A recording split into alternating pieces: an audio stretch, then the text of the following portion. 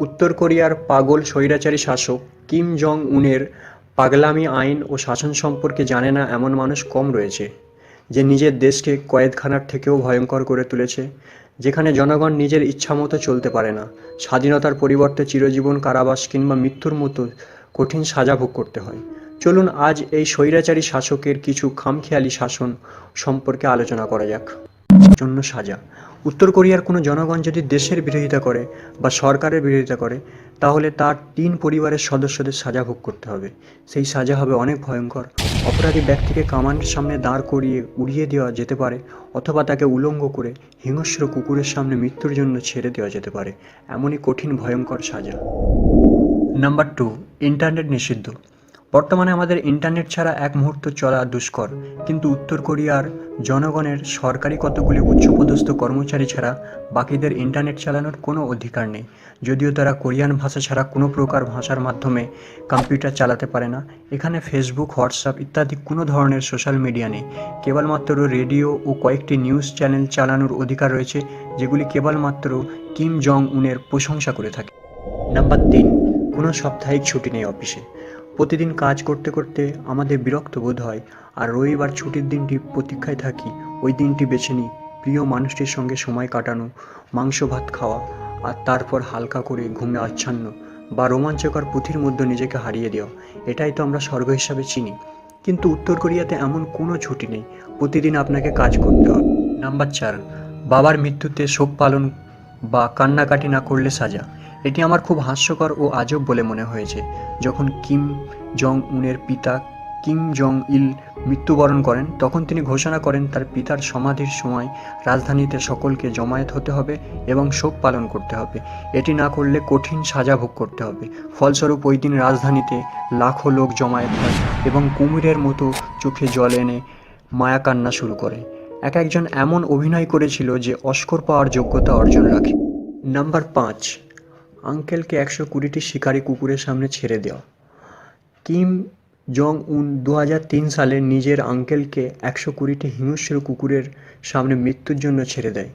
বলা হয় যে পূর্বে এমন নির্দয়ভাবে কাউকে হত্যা করা হয়নি, কারণ তিনি মনে করতেন তার আঙ্কেলের সম্মান তার থেকে বৃদ্ধি হতে চলেছে। ফলে মিথ্যা মামলার অভিযোগ দিয়ে তাকে উলঙ্গ করে শিকারী কুকুরের সামনে ছেড়ে দেওয়া হয়।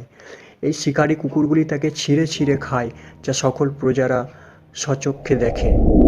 নাম্বার 6, নিজের আন্টিকেও হত্যা করে স্বামীর মৃত্যুর প্রতিবাদ করায় এবং ন্যায় বিচার চাওয়ায় এই স্বৈরাচারী উন্মাদ রাজা তার আন্টিকেও হত্যা করে বিষ খাইয়ে, এবং গুজব রটিয়ে দেয় যে তার আন্টি হার্ট অ্যাটাক করে মৃত্যুবরণ করে নিজের স্বামীর দুঃখে। নাম্বার 7, ক্ষমা নয় কেবল মৃত্যু। এই পাগল স্বৈরাচারীর অভিধানে হয়তো ক্ষমা বলে কোনো শব্দ নেই। উত্তর কোরিয়াতে এমন কিছু অপরাধ রয়েছে যার সাজা কেবল মৃত্যু। এই দেশের নিয়মকানুন খুবই কঠিন। ধর্ম থেকে পোশাক, এমনকি হেয়ার স্টাইল, সব কিছুই ঠিক করেন স্বয়ং কিম। নাম্বার 8, উত্তর কোরিয়াতে গরিবদের ছবি তোলা নিষেধ। ট্যুরিস্টরা সঙ্গে করে মোবাইল বা ল্যাপটপ নিয়ে যেতে পারে না। ট্যুরিস্টদের নজরদারির জন্য গোয়েন্দাও রাখা হয়। এখানে বিদ্যালয়গুলিতে কেবল উত্তর কোরিয়ার গৌরবময় ইতিহাস পড়ানো হয়। বিশ্বের ইতিহাসের নামগন্ধ তো সেখানে কিছুই নেই।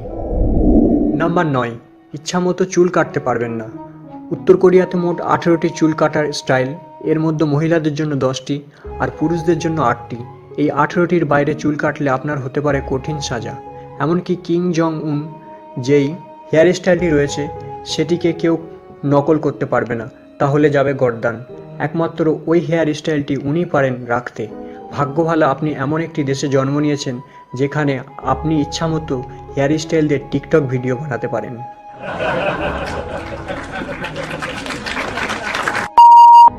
নাম্বার 10, গণতান্ত্রিক দেশের মূল কথা হলো জনগণের জন্য শাসন, জনগণের দ্বারা শাসন, যেখানে জনগণ সরকার নির্বাচন করেন ভোটের মাধ্যমে। আবার সরকার জনগণের বিরোধিতা করলে পরবর্তী নির্বাচনে তাকে সরিয়ে দেওয়া হয়। এটাই হলো একটি আদর্শ গণতান্ত্রিক দেশের বৈশিষ্ট্য। কিন্তু আপনি শুনলে অবাক হবেন, উত্তর কোরিয়াতেও নির্বাচন হয়, কিন্তু প্রতিবারে জয়লাভ করে কিম জং উন, কারণ তার বিরুদ্ধে ভোটে দাঁড়াবার সাহস কারো নেই। প্রতি 5 বছর অন্তর নির্বাচন হয়, আর সেই নির্বাচনে সকল নাগরিককে ভোট দেওয়া আবার বাধ্যতামূলক। বন্ধুরা, এই ছিল কিম জং উনের শাসিত উত্তর কোরিয়ার কিছু অদ্ভুত আইন কানুন। এর মধ্যে আপনার কোনটি আজব মনে হয়েছে কমেন্টে লিখে জানান। আপনি যদি নতুন হয়ে থাকেন আমার চ্যানেলটি অবশ্যই সাবস্ক্রাইব করুন।